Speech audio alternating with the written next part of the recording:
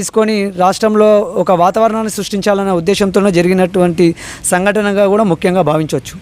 ఒకవైపు వినాయక చవితి కూడా వస్తుంది. ఈ వినాయక చవితి సందర్భంగానే ఇది చేసి ఉండొచ్చా? అంటే ప్రతి సంవత్సరం కూడా ఈ రక్షాపురం కాలనీలో ఏమవుతుందంటే వినాయక మండపాలని లాస్ట్ 2 years బ్యాక్ కూడా ఇక్కడ వినాయక మండపాన్ని ఏర్పాటు చేస్తే కూడా ఇలాంటి సంఘటన ఎదురైంది.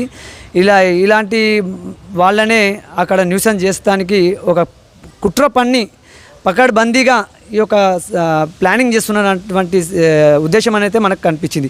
ఎక్కడనైతే హిందూ దేవాలయాలపై దాడి జరిగినప్పుడల్లా పట్టుకున్నటువంటి నిందితులని మానసిక రోగిలిగా పరిగణిస్తున్నారు.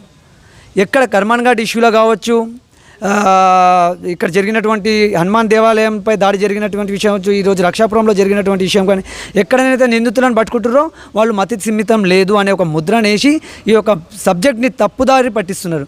మేము అంటున్నాము మతి సిమితం లేని వ్యక్తులకు కేవలం